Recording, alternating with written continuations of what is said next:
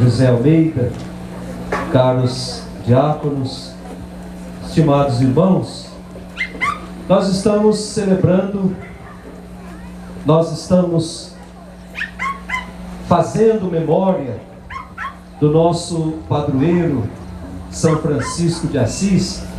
Esse ano nós temos algo um pouco mais completo. Nós temos no meio de nós um pequeno pedaço do osso de São Francisco de Assis, a relíquia de São Francisco que nós recebemos lá de Assis, que será dado a bênção no final. Portanto, nós podemos dizer que nessa Eucaristia, São Francisco está presente no nosso meio.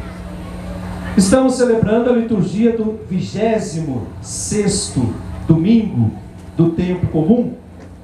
E a palavra de Deus, nesse final de semana, nos convida a refletirmos sobre a nossa atitude diante do projeto de Deus.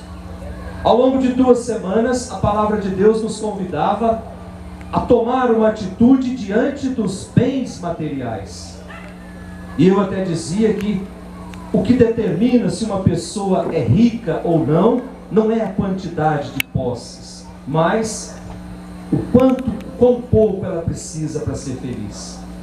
É isso que determina a nossa felicidade. E hoje a liturgia nos convida a tomarmos uma atitude diante de Deus. Como é que eu me comporto diante de Deus? A primeira leitura que nós ouvimos, tirada do Antigo Testamento, profeta Abacuque, um profeta que existiu mais ou menos 700 anos antes de Cristo. Portanto, há 2717 anos atrás. Um profeta que não tem pátria. Um profeta que não tem sobrenome. Um profeta que viveu numa época em que 2 grandes poderes dominavam o mundo: os assírios e os babilônios. Os assírios usavam como rede para atrair o povo à própria religião. Portanto, usavam de Deus para formar exércitos, usavam de Deus para poder para conquistar novas terras. Por outro lado, os babilônios não usavam de Deus, usavam da força. E o profeta vive exatamente nesse meio, no meio de injustiças, no meio de violência, no meio de opressão. E muitas vezes a amargura do profeta se transforma em palavras. E é isso que nós vemos na primeira leitura de hoje, quando ele começa a leitura se queixando contra Deus. O que é que ele diz na primeira frase da nossa primeira leitura? Senhor, até quando clamareis sem que me atendes? Até quando devo gritar a ti violência? Portanto, o profeta se queixa contra Deus. E a resposta de Deus vem na última frase da nossa primeira leitura. Quem não é correto vai morrer, mas o justo viverá por sua fé. Gente, nós somos a todo instante tentados a ter uma postura como a do profeta Abacuque, diante de um mundo cada vez mais violento. Nós temos a tentação de questionar: por que é que Deus não faz alguma coisa? Diante de uma sociedade cada vez mais exclusiva, ou cada vez mais que exclui, nós temos a tentação de nos questionar: o que é que Deus anda fazendo? Diante dessa farra que se transformou a política brasileira, nós temos a tentação de nos questionar: por que é que Deus não toma alguma atitude? E aí a gente se esquece que o tempo de Deus, ele é diferente do nosso. Nós pensamos nas coisas para ontem. O tempo de Deus não. Deus não está lá no céu com um relógio no pulso, olhando ou dizendo que daqui 5 minutos vai fazer alguma coisa. É por isso que para nós o tempo, nós medimos com um relógio. Por isso o tempo, a tradução de tempo para nós é de cronos, de cronômetro.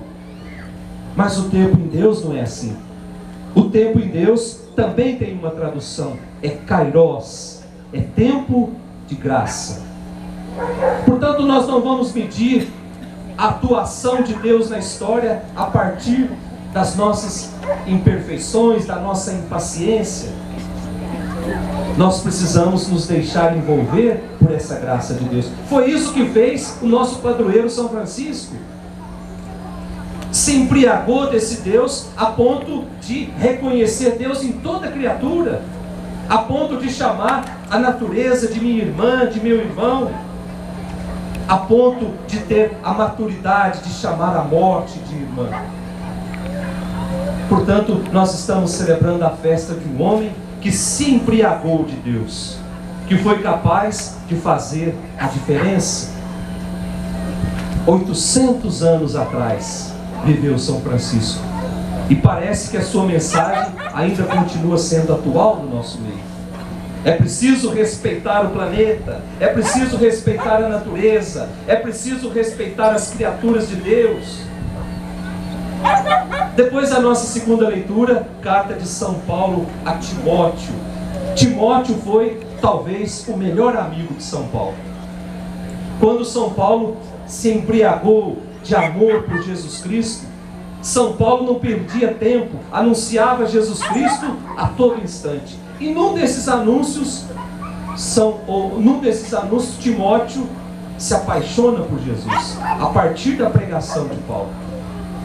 Diz a tradição que Timóteo foi tão importante na vida de Paulo, que foi eleito o primeiro bispo de Éfeso. Éfeso era a maior cidade do império, a capital da Ásia. Paulo confia a Timóteo várias missões, entre os Tessalonicenses, entre os Coríntios. E São Paulo, algumas semanas atrás, pedia que nós precisamos rezar por aqueles que nos governam. Nós precisamos rezar por aqueles que ocupam cargos altos, porque a nossa tranquilidade depende da ação de cada um deles. E hoje, nessa segunda leitura, São Paulo, ainda escrevendo a Timóteo, São Paulo vem dizer que homem de Deus é homem que foge de coisas que distanciam de Deus. Homem de Deus e mulher de Deus são homens e mulheres que semeiam o reino a todo instante, que anunciam o Evangelho a todo instante. E atenção, gente, anunciar o Evangelho, nós não precisamos de muita coisa. Tem muita gente que entende anunciar o Evangelho como colocar uma Bíblia debaixo do braço e sair batendo de porta em porta, infortunando todo mundo. E ainda com um crachá de julgador. Se você não fizer isso, você vai para o inferno. Quantos irmãos evangélicos nossos entram por esse caminho? Anunciar o Evangelho, primeiro, precisa ser com a minha própria vida. A minha vida precisa ser um Evangelho aberto, que o outro consiga ler sem usar as palavras. Anunciar o Evangelho é aquilo que Francisco fala: anuncie a todo tempo, se for preciso, use as palavras. É a nossa vida justa, é a nossa vida comprometida com Jesus Cristo que vai transformar o mundo. Não são palavras vazias.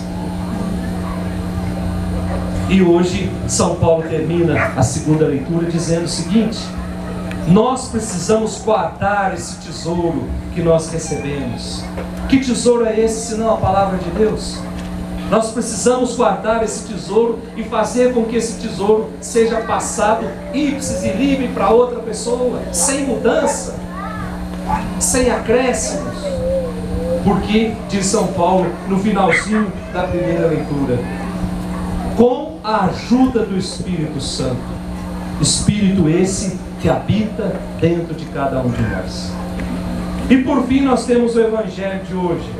O Evangelho de hoje, capítulo 17 do Evangelho de São Lucas.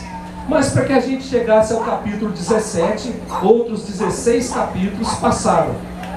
E ao longo de 16 capítulos, Jesus, a cada instante, dava algumas instruções para a comunidade. E lá no capítulo 13, ele dizia o seguinte: para entrar no reino de Deus, ou para entrar no céu, é preciso entrar pela porta estreita.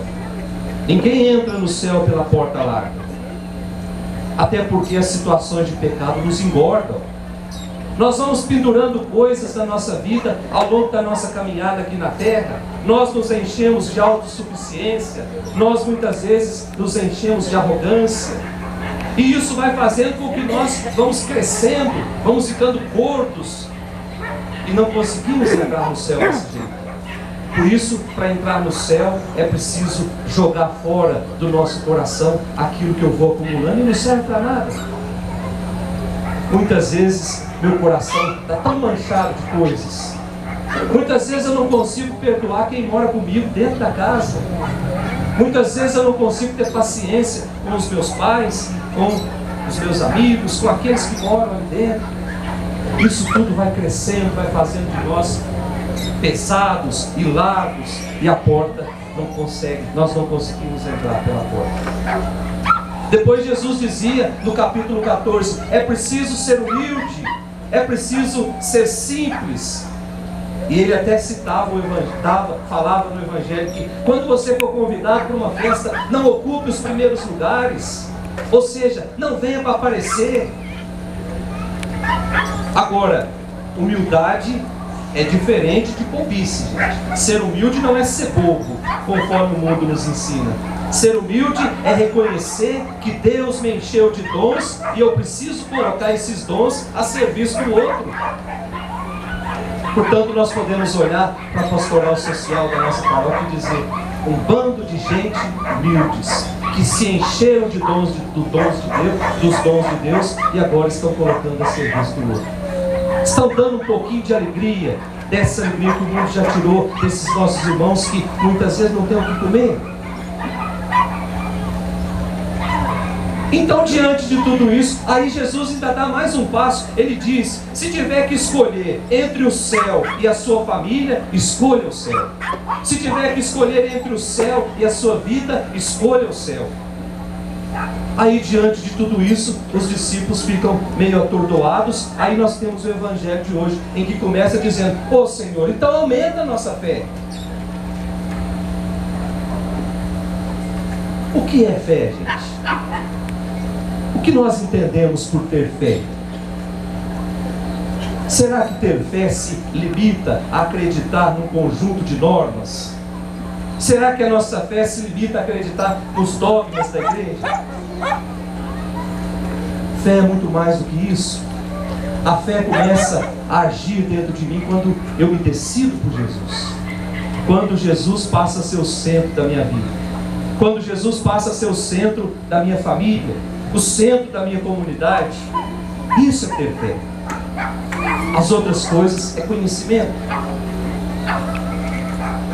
Vamos pedir para Deus essa graça, nessa manhã bonita de domingo, que Ele nos faça crescer na fé, que Ele nos faça cada vez mais fazer opção por Ele, diante de todas essas opções que o mundo nos apresenta a todo instante, pelos meios de comunicação, batendo a nossa porta, que nós tenhamos a ousadia de dizer: Cristo é tudo em mim.